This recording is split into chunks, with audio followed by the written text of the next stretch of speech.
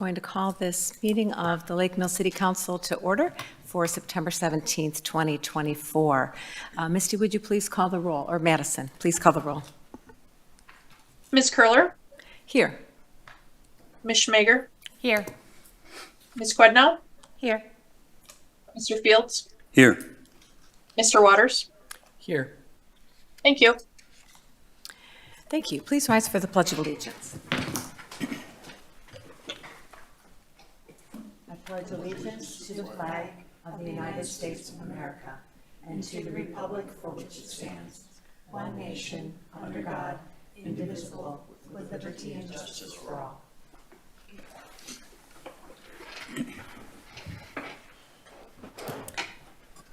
Okay, our next agenda item is Councilmember Board Reports and Acceptance of Meeting Minutes. So we have quite a few minutes for our review and possible discussion. This evening, we have the City Council Work Session meeting from August 21st and our meeting minutes from September 3rd, Parks Board meeting from August 14th, Police and Fire Commission from May 16th and June 20th of this year. We have minutes from the Ad Hoc Committee on Urban Forest Management from July 22nd, and 2 sets of minutes from the Economic Development Commission from May of 2022 and July of 2024.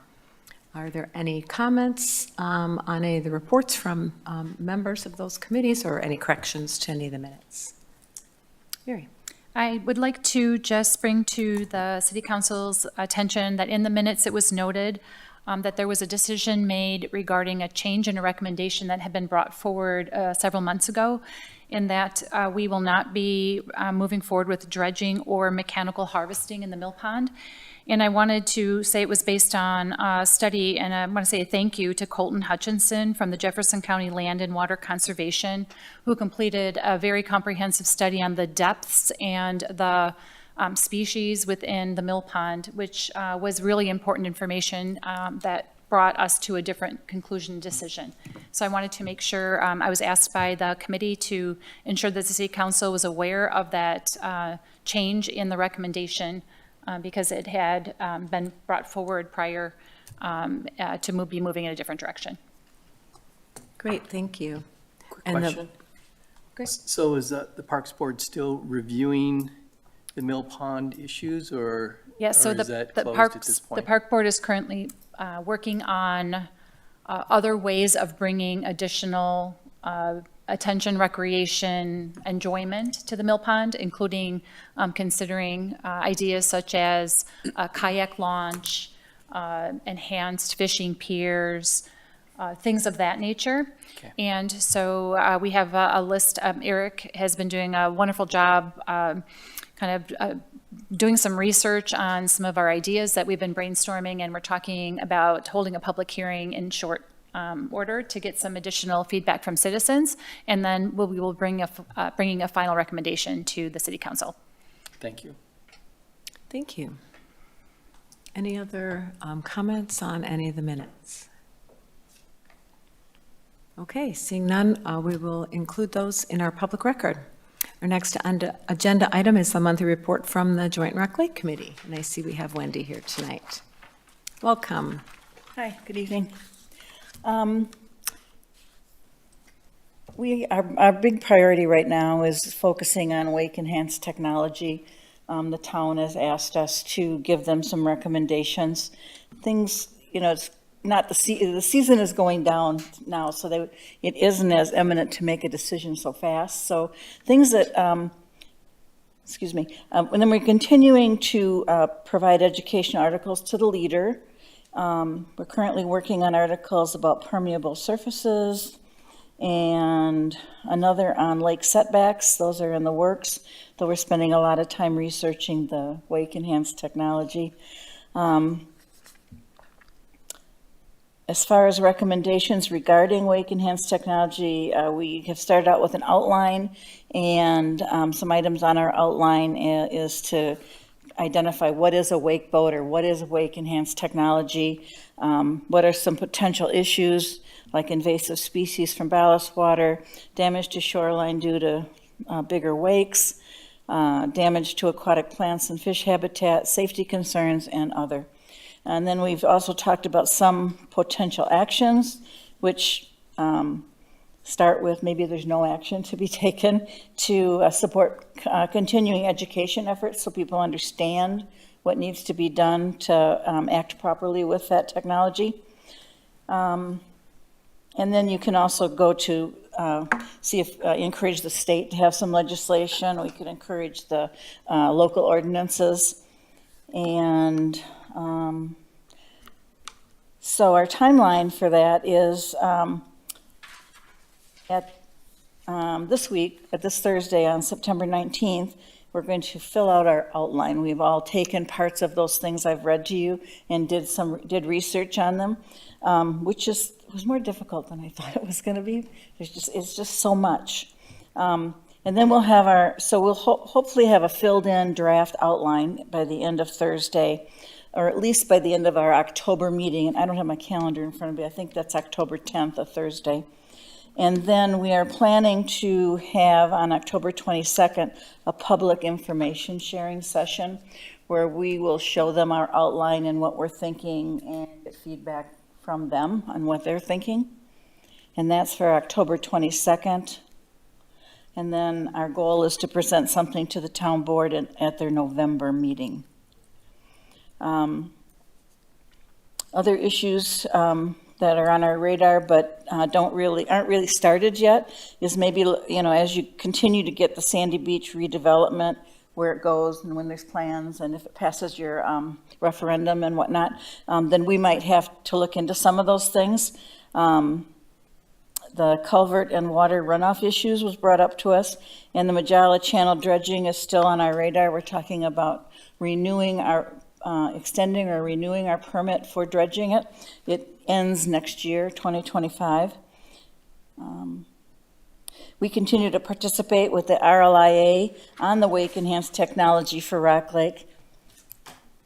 And we, redundant, but we continue to want to participate with the Sandy Beach Development Project and Restaurant as you give us more information.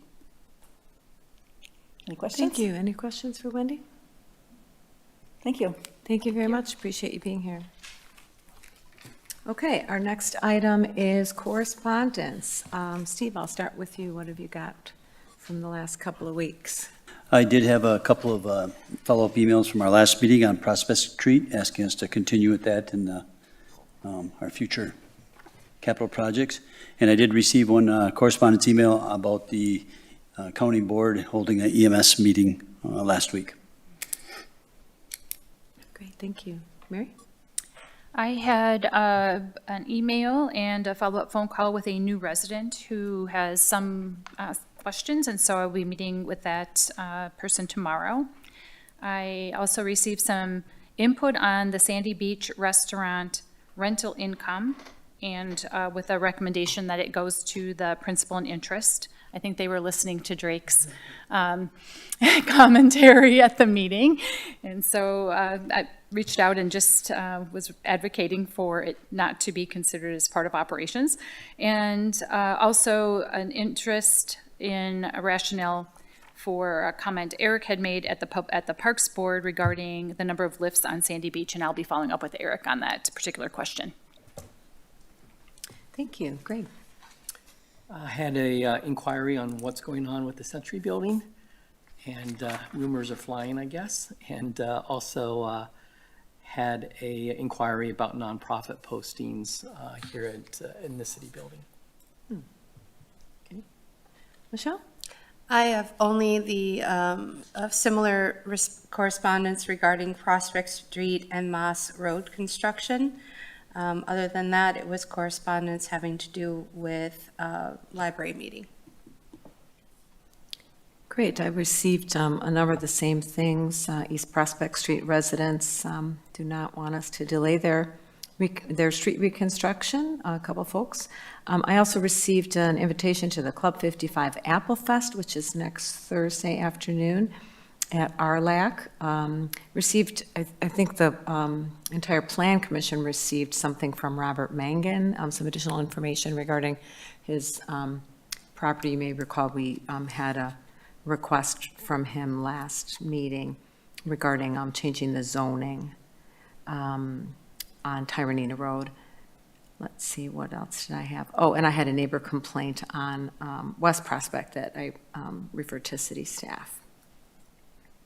Oh, and last but not least, since I see her in the audience, Anita Martin called me this morning related to a constituent who was wondering if there was going to be any kind of a public hearing about our Sandy Beach referendum. Okay, so I think that is it. All right, thank you, everyone.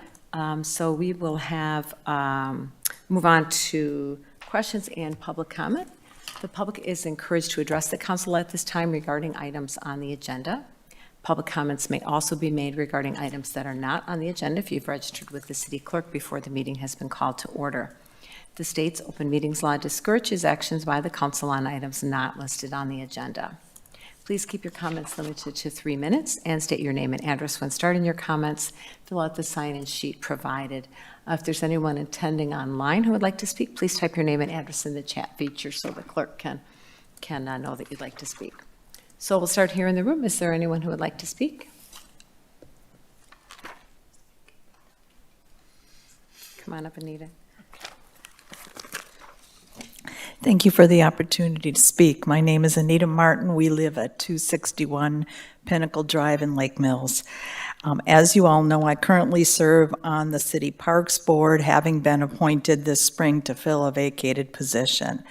As Mrs. Curler spoke about just briefly, she did explain a few things to me when I called this morning, which I appreciated.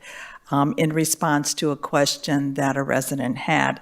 The resident contacted me last week as well as the other Parks Board members regarding the proposed Sandy Beach referendum. He mentioned the upcoming open public informational meetings the Lake Mills School District is having or planning, and the Jefferson School District is planning for their upcoming fall referendum. And he inquired whether the Parks Board would be having some type of informational meeting regarding the Sandy Beach referendum. I'm speaking as an individual member of the Parks Board and not as a representative, as such, okay, just to clarify. At our June 3rd Parks Board meeting, Rock Lake Improvement Association President Susan Trier provided a presentation on how green engineering could be applied to the Sandy Beach renovation project, and she gave specific recommendations for Sandy Beach design parameters. Those recommendations were based on what's been successfully done elsewhere and also on extensive research she has done. As a resident and also as a City Parks Board member, it seems like it would be a good idea to hold some informational meetings on the Sandy Beach project itself, as well as on the proposed referendum, to give people an opportunity to provide input and ask some questions. Alternatively, I guess, from what I understand, the City Council could direct the Parks Board to hold such meetings. So please consider having some Recording meetings. in progress.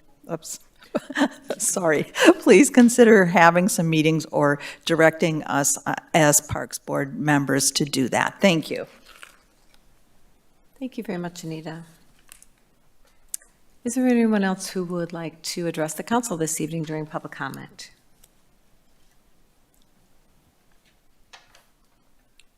Do you want to direct it to people offline? There's no one else here in the room. Is there anyone else online who would like to speak tonight?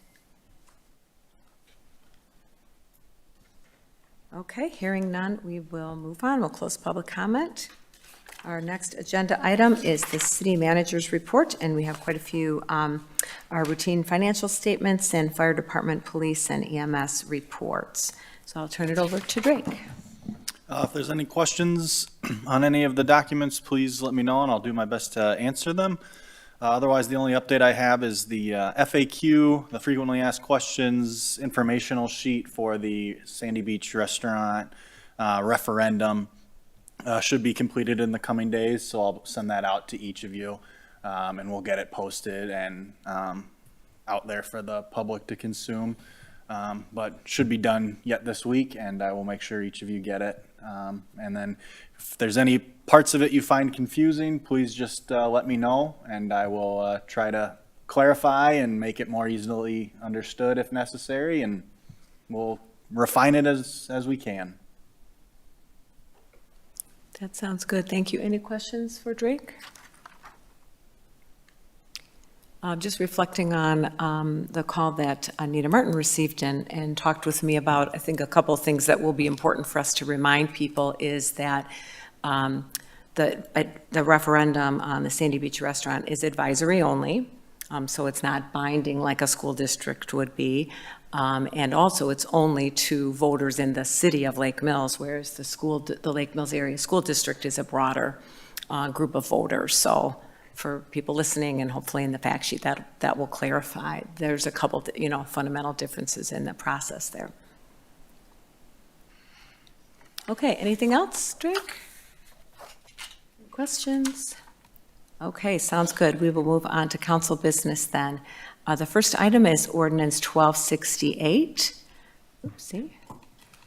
which is a zoning amendment request from Jacob Arndt and Gayal Oglesbay. Madison, this is our second reading. Would you please read the title for us this evening?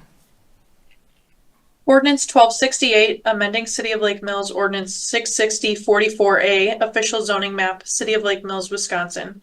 Parcel identification number 246-0713-1223-006. Owners Jacob Arndt and Gayal Oglesby, 805 Linden Street, Lake Mills, Wisconsin.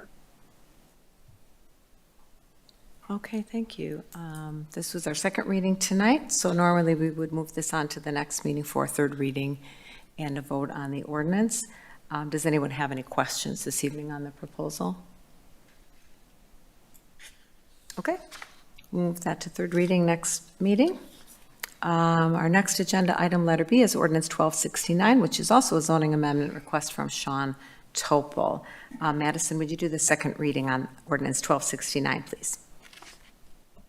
Ordinance 1269, amending City of Lake Mills Ordinance 660-44A, official zoning map, City of Lake Mills, Wisconsin. Parcel identification number 246-0713-2314-000. Owner Shawn R. Topel, 1341 Topel Street, Lake Mills, Wisconsin. Thank you. Any questions on the second reading of Ordinance 1269? No. Okay, we'll move that one to third reading at the next meeting then. Our next agenda item is Resolution 24-63, which is regarding acceptance of a donation for a bicycle rack at Bartels Beach. Madison, would you read the title of that resolution for us, please? Resolution 24-63, acceptance of donation from Cassandra Frazier for bicycle rack installation at Bartels Beach. Motion to approve Resolution 24-63. Second. Thank you. We have a motion by Mr. Waters and a second by Ms. Quednow. Staff, can you tell us about this proposed donation? Director Schreiner, are you online? Yep, I'm online. Would you give them a summary, please? Absolutely. Cassandra Frazier reached out to me a little bit ago wanting to donate a bike rack for installation at Bartels Beach in remembrance of her son who passed away approximately 20 years ago, who was an avid biker. We had planned to install permanent bike racks at both Bartels Beach and Wallace Park this fall with Schweiger Concrete having the annual concrete installation contract. It was just a matter of convenient timing that Cassandra reached out and would like to donate funds for the actual installation of the bike rack at Bartels Beach. Thank you. And I noted in the resolution, it mentions that the Parks Board reviewed this and recommended approval. Yes. Yes. Yep. At the last meeting, we discussed at Parks Board. We're defining a confirmed location at this point. Looking at the site, I am thinking the most appropriate location would be near the restrooms at Bartels Beach, just to be out of the way of traffic on Ferry Drive. I think it would be fantastic to have a bike rack at this location. I appreciate Cassandra reaching out and donating funds for it. Wonderful. Any questions or comments from council members? Well, we certainly thank Ms. Frazier for recognizing her son in this way, and sorry for her loss. Any other comments? Seeing none, can we have a roll call vote, please, on Resolution 24-63, which is acceptance of a donation for a bicycle rack at Bartels Beach? Ms. Schmager, Aye. Ms. Quidnow, Aye. Mr. Fields, Aye. Mr. Waters, Aye. Ms. Curler. Aye. Motion passes 5-0. Thank you. Our next agenda item is Resolution 24-64 regarding county library tax exemption. So, Madison, would you read that title for us, please? Resolution 24-64, requesting exemption from county library tax. I move to approve Resolution 24-64, requesting exemption from county library tax. Second. Okay, we have a motion by Ms. Quidnow, seconded by Ms. Schmager. Staff. Communities that operate a public library and fund it to a certain level can exempt themselves from the county library tax to avoid essentially double taxation of city residents for the same service that they're already paying for. So this is an annual approval that the city council has to complete each year. Staff recommends approval. Any questions? This is the same thing that we've been seeing year after year, so really Correct. no changes. No. Okay, great, thank you. And then just to clarify, it simply requires that we spend at least as much as a specific dollar amount that's cited in the letter, and it looks like we invest considerably more than that in our library, so we meet that That's correct. requirement. Okay. Any other questions or comments? Okay, then can we please have a roll call vote on Resolution 24-64 related to the county library tax exemption? Ms. Quidnow, Aye. Mr. Fields, Aye. Mr. Waters, Aye. Ms. Curler, Aye. Ms. Schmager. Aye. Motion passes 5-0. Thank you. Okay, for our next item, we have a presentation, an update on the LD Fargo Library project. So we'll welcome our Library Director, Gerard Saylor. Thanks for being here. Yes, I'm Gerard from the library. Not so much a presentation as an update on what's been going on. And a brief recap, I came to the council in June to get approval on a pledge from the city. Council resolved to do 1.7 million if we get the FFP grant from the state. And part of that process is the library is half the size of what we need to be. We just don't have enough room to all the services we need to provide, and we need to expand. And we've been going through that for several years. We split the project now into a phase 1 and phase 2 to make it more feasible financially. And we asked the state FFP grant for 4.25 million. The entire project, I think, is like 6.5 million. And the FFP, they've had a lot of applicants. Was it 88? Yeah, Drake's not listening. About 88 applicants. 85 library projects. 85 library projects. 5 total projects, I think. Right, because it was for libraries and it was also for community centers as well. So there's a lot of competition for that. And the city's pledge is tied to that grant being approved. And so what we've been doing is we have to wait until October till we hear anything on that, but we're always going forward and moving on our capital campaign project. And the library board, our fundraiser, Jody Sweeney and myself have been doing a lot of different things. One of those is we just had a meeting. I had a meeting with the Lake Mills Area Community Foundation. Oh, I'm skipping ahead. We're trying to work with Lake Mills Area Community Foundation, how we could partner with them. There's a lot of discussions to still be had on that. Several things we've been talking about so far, and we need to have further meetings, is whether the foundation could be a pass-through of donations, or if they're going to hold donations, and if they're going to hold them, how those be invested and held. Trying to get, if we get everything moving, we could be included their annual appeal letter in November for end of the year giving. That could be a boon for us. And also, we need to figure out some way to have an online giving portal, and there's a possibility to partner with the foundation for that as well. Although when I was talking to the foundation, I spoke to Aaron Genty, and I was surprised to find out that many of their larger donations, or a lot of their donations, come in by check still. I would have expected a lot of those to be online. Over the past several years, really, we've had on and off discussions with the Greater Watertown Community Health Foundation on any financial support they can give to an addition. And the foundation has been big supporters of libraries in general, and they're a really big supporter of school readiness and healthy families. That's two of their important goals they've had. And those are two subjects that the library is already heavily supporting, and we have active programs, and a lot of what we do is directly towards early literacy and school readiness, just family togetherness and healthy families. And we had a meeting with them last Friday with 3 representatives from the Watertown Foundation about that, and talking about how library services can be improved, enhanced, or expanded with an addition. And I will put a presentation together and go to talk to the Watertown Foundation at their Grants Committee's November meeting, and then their board meets 2 weeks after the Grants Committee. Their financial year actually starts in October, so anything to decide won't be from a year from then, if that, but we'll make a fairly decent ask to them. And there's a good chance that they will support us. I don't know if they'll give fulfill everything we're asking for.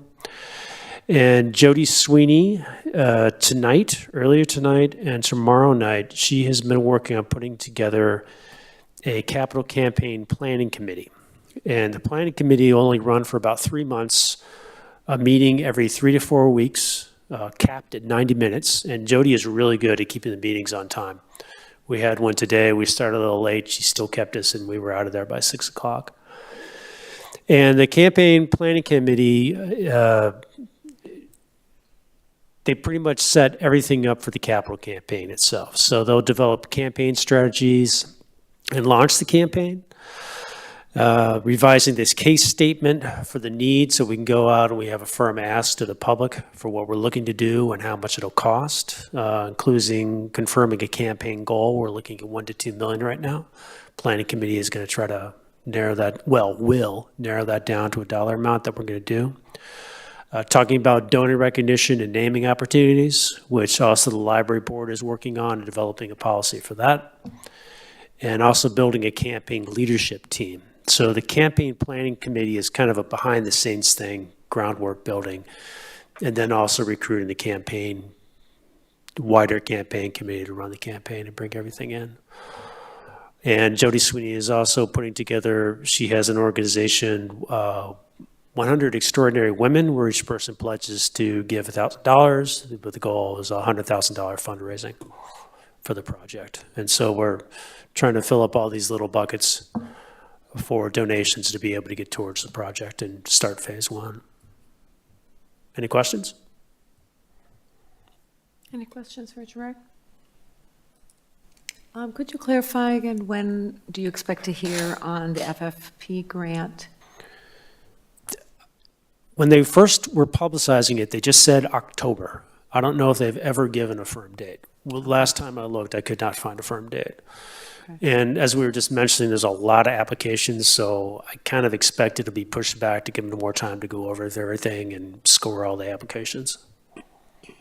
So right now, we don't know if we'll know the answer to that at the time that we're adopting our budget for next year? Correct. Yeah, they haven't announced that we won't hear in October. So if there is a delay, I expect they'd let us know. Okay.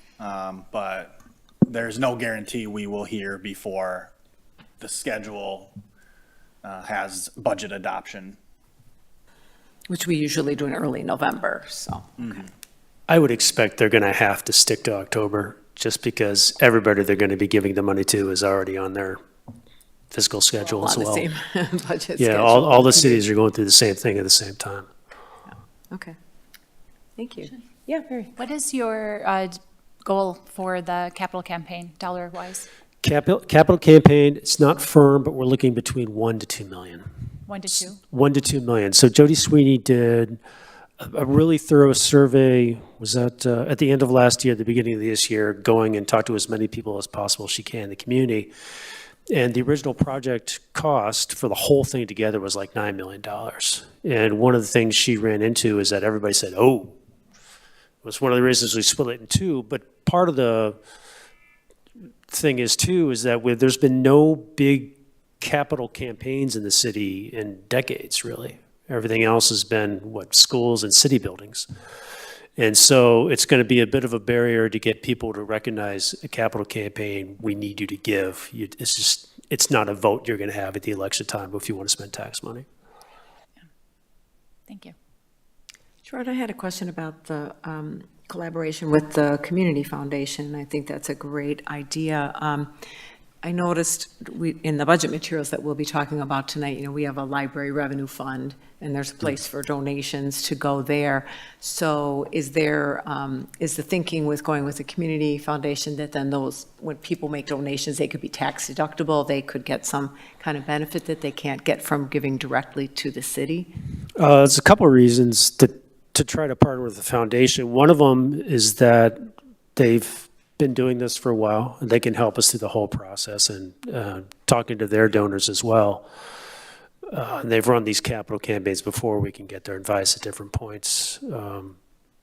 Any donations made to the library are tax deductible already. And it will come as no surprise that some people don't like to give money to the city. And we're still in the Taj Mahal building. It's been 25 years, and people still complain about that. And so some of the feedback we've gotten, formally and informally, is that people want to give to the library, and they're afraid if they write a check to the city, it's not going to go to the library, which would not be the case. It's going to go to the library. And so part of that is there's that option there, if somebody's concerned about that, because then the foundation can have that account set aside. Great, thank you. Any other questions for Gerard this evening? All right, well, we'll look forward to hearing about that grant. Okay, thanks. Thank you. Okay, our last agenda item is a presentation on the proposed City of Lake Mills 2025 operating budget. And we had a document attached to our agenda, and then we also have a memo from our city manager. So Drake, I'll turn it over to you. Sure. So I'm happy to present the 2025 proposed budget. The memo I passed out is kind of hits on some top line information, some budget highlights, as well as challenges that I thought might be useful for council members to review as we head into a work session that we typically schedule.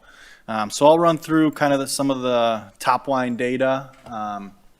And then if there's any questions, we can delve into it. But the proposed levy does take full advantage of our full levy capacity under state levy limit laws. We did have strong net new construction of 3.51%. That was the largest in Jefferson County. What that amount of net new construction really allows us to do is mostly focus on maintaining current levels of city services. It's not an amount that is robust enough to really consider adding positions or expanding service levels. For rough numbers, that really translates into about $100,000 in allowable increase in our levy. So additional revenue from property taxes, which largely gets eaten up quite quickly by just the regular cost increases of doing our day-to-day business. Health insurance, staff compensation, contractual purchasing increases, things of that nature. So we're very fortunate to have that level of net new construction. And in the future, if our net new construction slows or reduces at any amount, then there'll be probably more difficult conversations about service levels or identifying other revenue sources that we may need to take advantage of. But our total property tax levy is projected to be $4,931,863. That includes the debt service levy. Just the operating portion of that is just over $3 million at $3,045,360. We put this at an estimated mill rate of 8.33, a 1.33% increase over 8.22 of last year. Just a reminder, as you're kind of looking at these numbers, property tax year lags budget year. So 2024 tax year is the 2025 budget year. So we collect the taxes in 24 to fund the 25 budget. That mill rate would represent approximately a $33 increase over a home valued at $300,000. Overall, since 2021, the mill rate has increased approximately 3.6%. That's tax year, budget year on the levy. In the same time period, the levies increased, operating levies about 2.4, or total levy by 2.4%. The debt levy fluctuates a little bit more based on projects have been undertaken, debt that's being paid off and debt that's being brought on. So you see a little bit more fluctuation there, whereas the operating levy has a little bit more of a linear path based on what we're allowed to increase it by. In the environment of levy limits that we're in, staff always recommends taking full advantage of the allowable levy increase. You can't get it back if you don't take it. And it really is not even keeping up with inflation. So not taking advantage of that levy limit capacity would have impacts for future years forever. Some of the highlights you'll see here in public safety, we do have an additional police officer with a start date of July 1, 2025. This is partially funded by the COPS grant that we received and is the second officer added since 2023. This will bring our patrol officer amount to 9 police officers. And then we do still have we have the 2 lieutenants and of course the chief. The police department wages per the collective bargaining agreement are at a 5% across the board increase for represented employees. The public works department has received an increase in part-time wages of $20,000. The budget does propose increasing the contribution to Legendary Lake Mills by $5,000, which I believe is the first increase to the city's contribution to that organization since it started several years ago. So it'll be going from $17,500 to $22,500. The budget currently includes a 10.1% increase in the cost of health insurance. It includes funding for a 3% cost of living adjustment to general city employees, non-represented city employees, and then there is funding for a 2% step increase within the pay ranges that we established following the last compensation study. We have created a library fund. This is actually required under state statute. Libraries are treated a little differently in that when the city sets a library levy, I guess you could call it, the amount it's going to contribute to the library, that goes to the public library. We do have a line item budget for the public library, but that budget is set by the library board and those dollars are controlled by the library board. So they're under no, they can change allocation of those dollars as they deem necessary. And any surplus at the end of the year, if the library comes under budget, that remains in the library fund. That does not return to the general fund surplus. So that's all under state statute. Equalized value, we got just over 995 million. Did not quite yet cross the $1 billion mark, but I'm sure by next year we will have surpassed it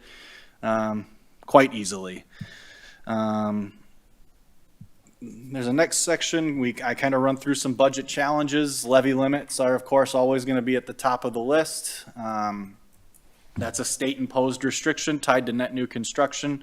The only way to exceed those levy limits is for the city council to go to referendum and request the ability to exceed that amount from the electorate. Our operating levy has increased by about 2.1% since 2021, so obviously we're staying below inflation at the rate that we're seeing our levy increase.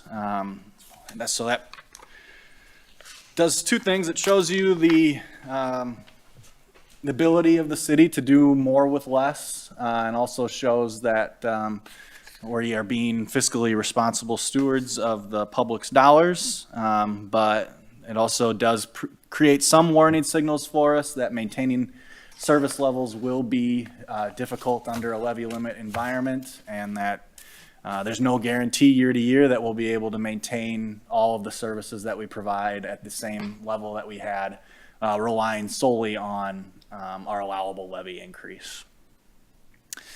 Our health insurance costs are something that is on the senior leadership team of the staff's minds at all points. We have always provided an excellent health insurance plans to employees. It has been our main recruitment and retention tool over the years. We were originally presented with a 25% increase in health insurance cost, which was not a financially feasible amount. We have, after negotiation and significant plan design changes, reduced that to 10.1%, but we continue to look at provider and plan design changes to see if we can obtain further relief and get ourselves on a more sustainable path related to the cost of health insurance. We're not in this alone. The state plan is seeing, the last year they were close to 20% increases. The local group within it, this year they were over 15% increases. So we are not alone in the increase of health insurance costs. It's one of our main costs in the budget. So we are looking at options that can put us on a more sustainable path there. Staffing. There are departments within the city which would likely benefit from additional staffing. In my budget, I specifically mentioned the streets department and grounds and facilities. I just wanted to point out the grounds and facilities department, outside of the director, has 5 full-time employees assigned to the field. There's 2 arborists, 2 maintenance workers, and a building maintenance technician. Those 5 employees are responsible for 112 acres of parkland, 4,590 city-owned trees, a 19.5-acre cemetery, 7 playground structures, 7 city/utility-owned buildings, including 26 acres of facility grounds around them, 1 dam, 1 trailer park, and 8 restroom or other facility buildings within them. The streets department consists of a foreman and 5 maintenance workers.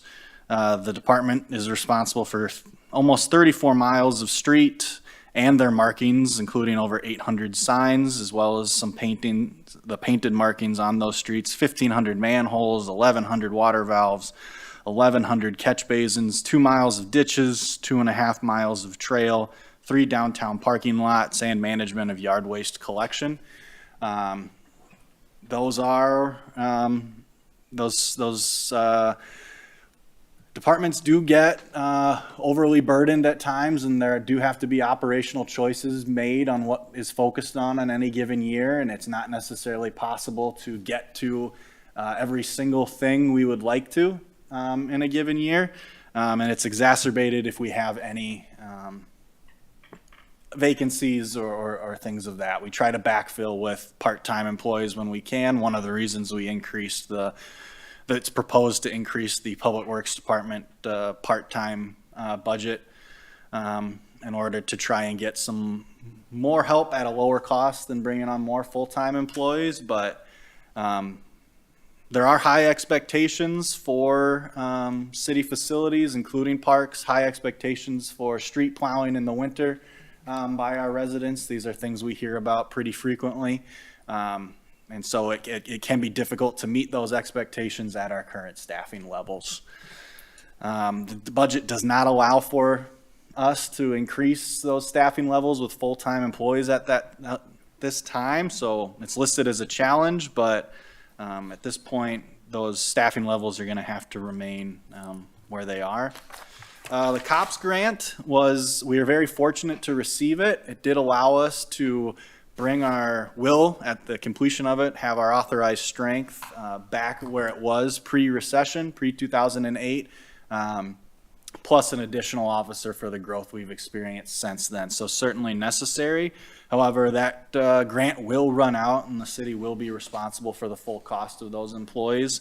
2027 for one of them and 2028 for the other, based on when we hired them. I am beginning to plan for what we will do when those dollars run out and identifying areas within the budget that we would need to reduce or other structural changes to the organization in order to ensure that we can maintain that new level of police department staffing, which was identified as a priority by the city council in its strategic plan and in subsequent conversations. Outside of the property tax levy, there are limited sources of revenue, but ones in which we can take advantage of if we did so choose. And if the city council would like, we can begin analyzing those options and providing some estimates on what that would generate. One's the municipal vehicle registration fee, more commonly known as a wheel tax. We are empowered to set one. Those funds have to be used on transportation-related expenses. They are not, I have not looked into how many communities around us have them. They are more common in more heavily urbanized counties, not as common in rural counties like Jefferson County. But they're essentially a $10, $20 fee added onto the vehicle registration. The DOT keeps a very tiny portion of that, and the rest comes to the city as an alternate source of revenue. We do not have to reduce our levy with the amount we collect. Room tax, we don't obviously have a large hotel, but that tax does apply to platforms like Airbnb and VRBO. There are some operating in the city. There's some bed and breakfasts as well. So there is likely some revenue that could be captured using that mechanism. 70% of it has to go towards tourism and funneled through a tourism entity that we would execute a contract with. We would need to create a tourism commission that would receive an annual report from that tourism entity showing what those funds were expended on, ensuring that they were spent on eligible tourism generating activity. And 30% of it is allowed to go towards general government purposes. A stormwater utility, we can establish a stormwater utility and we would collect revenue based off of what's called equivalent runoff units, ERUs. This is calculated based off the impervious surface that's on a parcel. It is collected from all property owners. So tax exempt properties are subject to payment based off of their earned runoff unit, or equivalent runoff units. Just for means of example, a single family residence is typically one ERU. So they're usually not incredible. Each ERU is not usually incredibly high. This is one that the city would have to go to referendum for the community to approve in order to feasibly create one. If you create one without a referendum, you have to reduce your levy by whatever amount you generate from the utility. So you would generate no additional revenue. So you would need to request it from the electorate. And then, of course, an operating referendum. We're not at the point right now where we need to go to an operating referendum. You have seen them becoming more common in communities throughout the state. They oftentimes have been tied to increases in public safety services, addition of police officers, addition of firefighters, addition of paramedics. So you have seen those happening more frequently. It may be something we'll need to consider in the future. It certainly becomes more likely if we don't experience growth. It's one of the things I try and talk to when I'm out in the community and listening to people, and some that are express some apprehension over the growth that Lake Mills has experienced over the previous several years. And obviously, I think those opinions are valid, but there's consequences to not growing that not everyone is necessarily aware of, and that the fact is that without growth, based on how municipalities are funded and the regulations placed on us, if we don't grow at all, we're gonna have to reduce government services. And the cost of those services are gonna fall on the same taxpayers that exist, and they're just gonna get more expensive. Eventually, if you're not allowed to increase your levy, if you're not allowed to increase your budget, you have to look at things within your budget to reduce, to cut costs. The majority of our budget is going to be personnel. There's only going to be so much, contractual services, office supplies, cash-funded capital expenses, technology replacement, things like that that you can cut away from before you get to the people, which are the ones who provide the services, which would result in a reduction in whatever level of service we're providing where we take it from. So that's just an annual reminder. Levy limits are restrictive. They are difficult on communities. We're fortunate that we have a healthy net new construction that isn't forcing us to make those decisions at this point. But with levy limits the way they are, you're always just kind of delaying needing to have those conversations, because our levy is we're not increasing even at the pace of inflation typically, certainly not during the high inflationary periods we've experienced over the last several years. So there's the 2025 budget in a nutshell. If there's any questions, I'm happy to answer them. Otherwise, as always, we'll have a annual work session, I'm sure, that department heads will be invited to, and that you can ask questions directly of them and of me, and decide how you'd like to see this budget ultimately approved. Thank you, Drake. Are there any questions or comments? Steve? I guess I had one question that I guess you maybe brought up a little bit on insurance, but on our property and auto insurance, there was almost a 60% increase. That was one of the big hitters I saw in the budget. If you want to maybe give us some details on that one? Yeah, that's a good point. We did have a walkthrough of all of our facilities, correct, Sam, this year by the insurance agency. Cost of construction has gone up, cost of replacement has gone up, and therefore the insurance costs have gone up on building and auto. And the resulting of any claims that we've had. So, as the costs would go to replace anything that could be damaged in the future or could be subject to a claim, as the cost to replace that goes up, they've obviously accounted for that, and that's where we've seen a significant increase in those insurance rates. Thank you. Thanks for pointing that out, Steve. That's for people that are looking, that's on page 6 of the budget under the risk and property management. Yeah, I noticed both of the insurances went up, but that one was particularly a big jump. Just so you understand too, with our insurance policies. Your mic?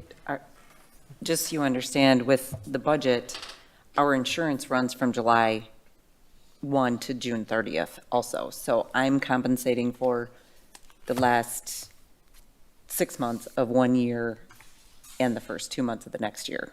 Okay. So not only They've did we already have raised it. Yeah, not only do we have an increase, but I'm also compensating for the increase in the following budget, or the following budget year. Anyone else? Yeah, Michelle. You had mentioned, and I just wanted to make sure I understood, in the budget challenges, the level of new net construction allows the city to maintain its current level of services, but does not offer the flexibility to significantly increase services. And what that to me translates to is the impending wastewater treatment plant. Is that something does that correlate, or is that not connected at all? It won't, because that's ratepayer funded, so Okay. it's a separate budget.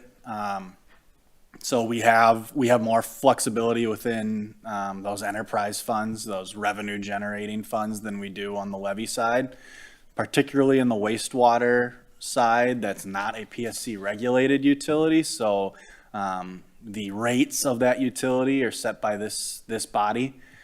So you can set them to meet whatever goals and needs the utility has.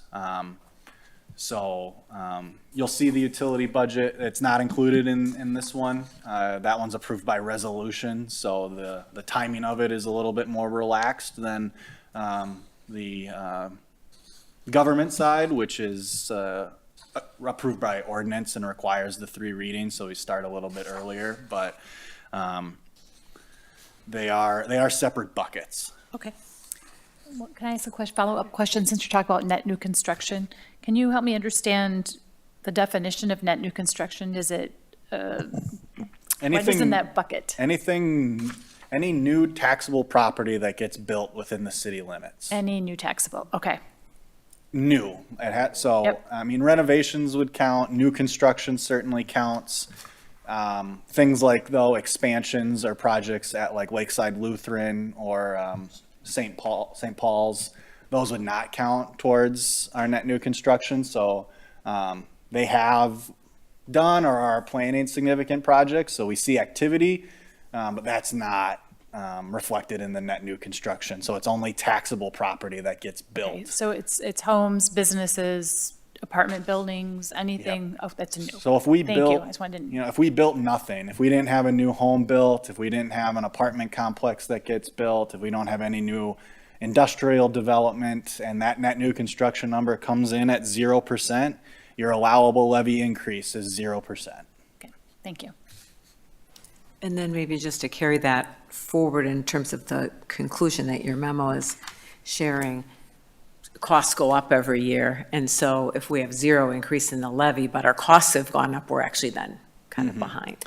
That's correct. I have experience on both sides of the spectrum. At the city of Sun Prairie, they were experiencing so much net new construction that their funding was usually determined by the city council, determining what a reasonable and acceptable property tax increase would be. So their allowable levy increase would have been so high that hitting it would have been as if they didn't exist, right? So you make policy decisions based on what you want to accomplish, as if levy limits didn't exist, and set your levy where you'd like it to be. I worked in the village of New Glarus. That would be 0.5% to 1.2%, you know, and being able to increase your levy $12,000 a year.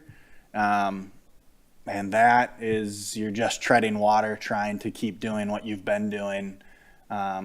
Here we're somewhere in between, where we're not at near 0, or we're not increasing our levy at all, and it's not helping us cover any increasing costs. We're not so high that levy limits aren't a factor in our budget deliberations and considerations. So we're not keeping up necessarily with inflation, but we're not falling so far behind that we're needing to make drastic cuts in services. Greg, you've had your hand up for a while. Go ahead. I just wanted to thank staff for putting this together. I know it takes a lot of work to get it to this point, and I'm looking forward to reviewing it line by line and drilling down as we get into the work session. But I did want to just express that gratitude towards staff to help put this all together for us. Thank you. Thank you, Greg, and I would echo that, and particularly the memo, I think, gives a good summary of both the highlights of the budget, but also, you know, the environment that we're in, and some of that data. I think this will be a really handy reference even for our citizens to look at, so hopefully you can post that with the agenda as well, so people can take a look at that. It really gives a good explanation of why things work the way that they do, and the constraints that we're under. There was something I was going to comment on, but I forgot. Does anyone else have any questions or comments? I have one more Mary. question. Your commentary on the staffing kind of was maybe a summary on a question that I was thinking about as I was reviewing the budget, and your pie chart that talks about all the categories of the general fund by category. If we were to benchmark ourselves against a city of our size with similar structure, so this similar type of public works infrastructure, if you will, how would you describe our budget categories? Would we be aligned, or are we would have a different balance? And if we were different, why? And where would you say our biggest problems are? Like, I understand the staffing is a need in the grounds and facilities and streets, but it's like, maybe the simple question is, if you're looking at our police department at 1.74 million, is that typical for a city our size, given who we are? Like, think of it as a benchmark against others. I'd have to look at it more in depth. What I can say is that percentage allocated to public safety does not surprise me at all. That's always the highest amount in local government's budget. They're 24/7 operations. They don't stop. Their weekends, holidays, someone is always responding. So those are your expense side of things. Ours does include, our public safety category does include building inspection, correct, Sam? So that is tied in there, but it's a smaller percentage of that overall number. So I think we're probably tracking pretty similarly to others. We don't operate a recreation department, which may skew that a little bit versus some other communities where the recreation department is run by the local municipality and not the school district. So that could factor in a little bit there. We do have more park amenities than a lot of other communities grapple with, having 2 beaches, having the trailer park, having a municipally owned cemetery. That's more common, but not all communities will have a municipally owned cemetery. So we do have some uniqueness to us there. But the allocation that you see there does not surprise me. Okay.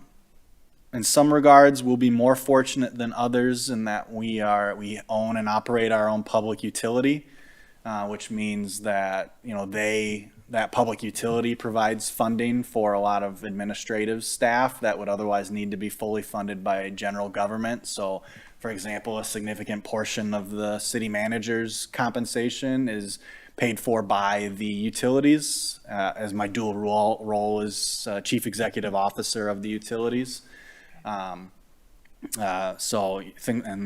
Portions of the finance director and the city attorney get paid for out of those. So we do have some things in our favor going there that help offset some of those costs that you won't see reflected. So like the actual cost of some of your positions, some of your departments are offset because we're also doing work on the behalf of the utility, and those costs are allocated accordingly. Public Works at 19% might be a little low, but I'd have to do a more in-depth review of other communities to see. And it's not always comparing apples to apples because of those intricacies of our internal operations. But this allocation does not strike me as abnormal. Okay. Thank you. I wanted to also follow up on your memo and the discussion on increasing staffing levels, and I appreciate particularly what the Grounds and Facilities Department, I think, has done to address that, over the years in terms of using part-time staff and things like that. I think it's, we could probably ask any department or department head or foreman, and they could identify ways that they could use more staff, right? Everybody would appreciate that and be able to provide additional services. But these are two that certainly, in my experience, I think are ones that, could benefit from additional staffing if we were ever in that position. And then it's reflected by what are we able to get done, with the resources that we have.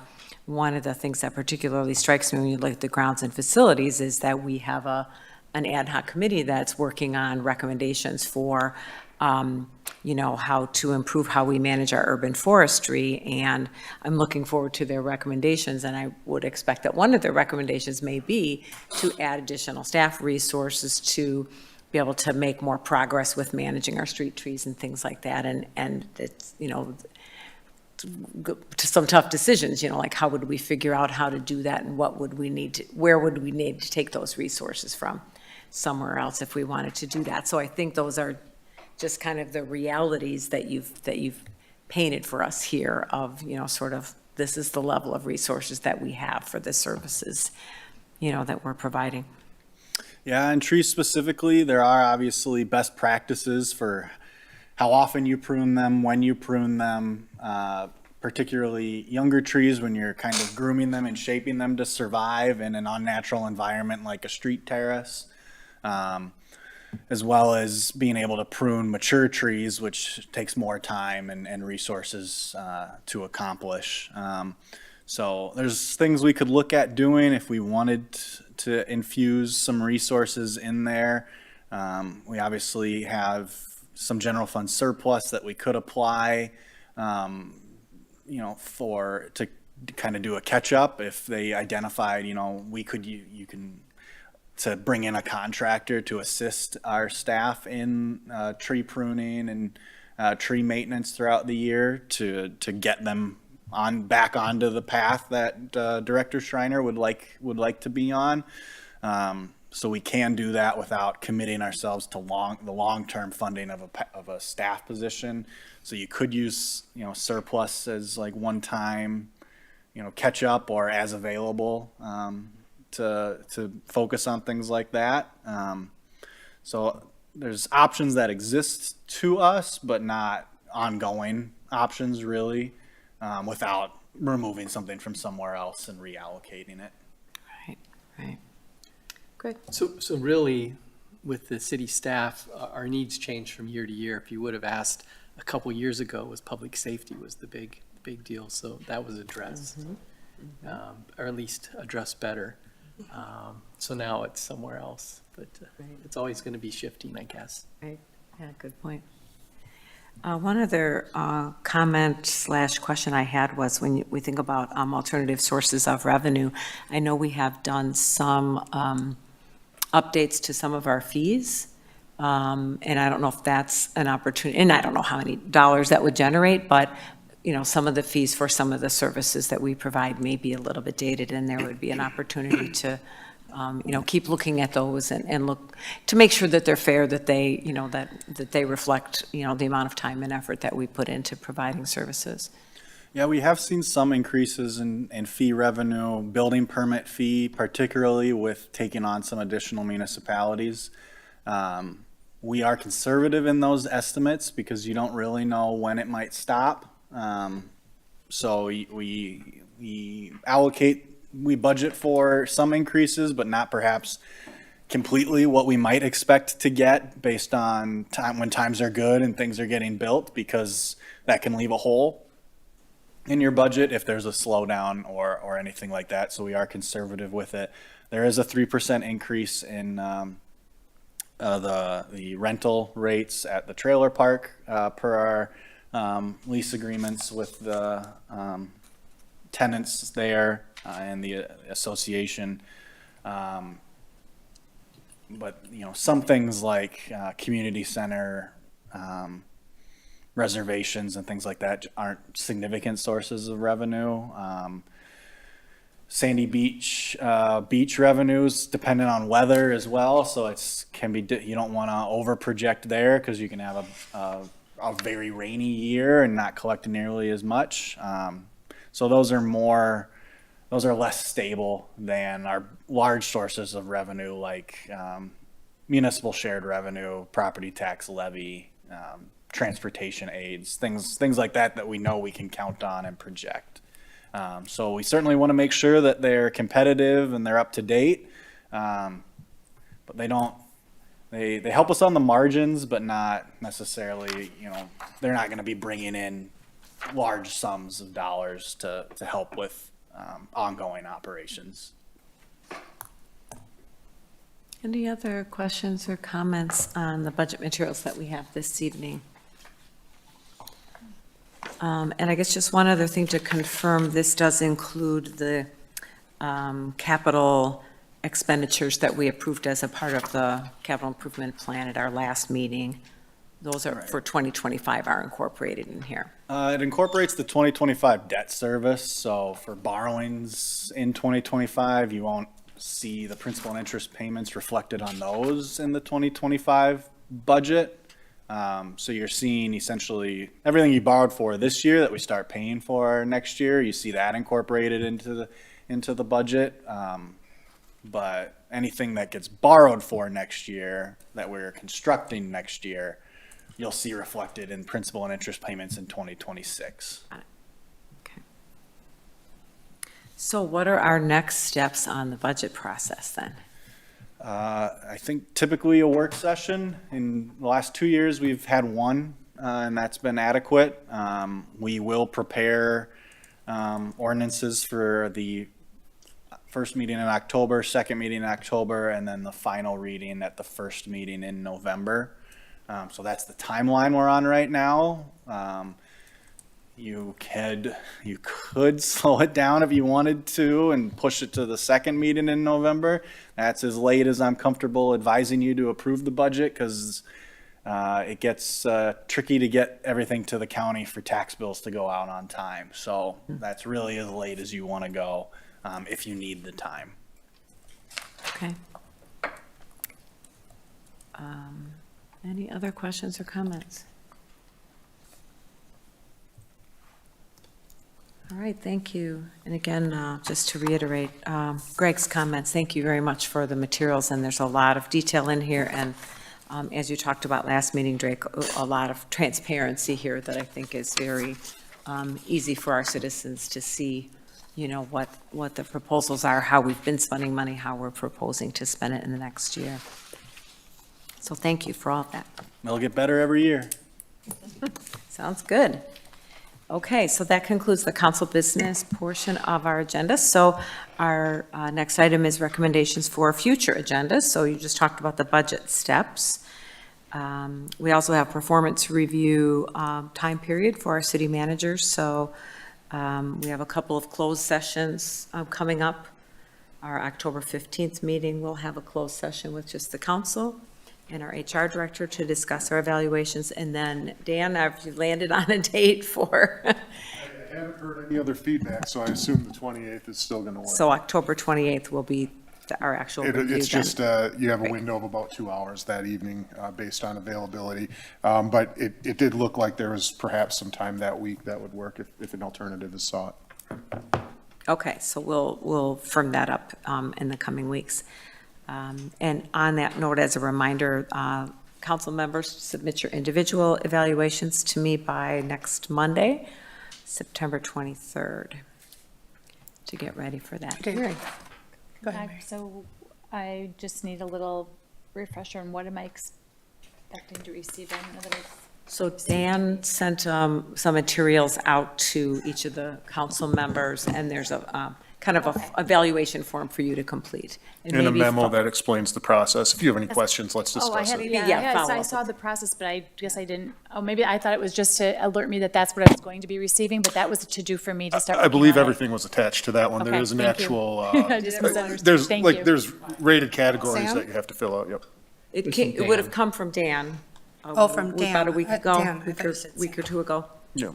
so. If there's any trouble, we can send it out again. I have it. And so for everybody, except for Mary, it's the same as last year, so Right. hopefully it'll be pretty straightforward. And Thank for you. Mary, it's your first time, so yeah, Thank thanks, you. Dan, for offering to help.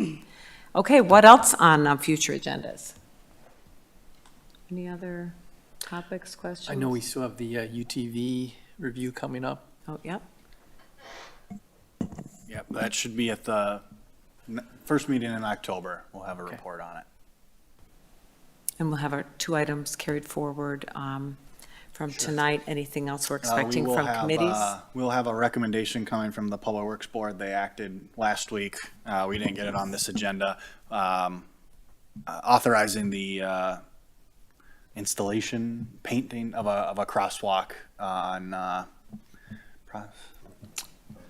It was Fremont and Fremont and- Madison. Yes, thank you. That's a great idea. Okay, sounds good. Sounds good, so we'll have that. And our next meeting is October 1st. I'm going to be traveling. I'm going to attempt to join remotely, but I may not be able to based on the timing. So our Vice President, Mr. Waters, will be running the meeting. Okay. Anything else for the good of the order? Seeing nothing, this meeting is adjourned. Thank you. Thank you.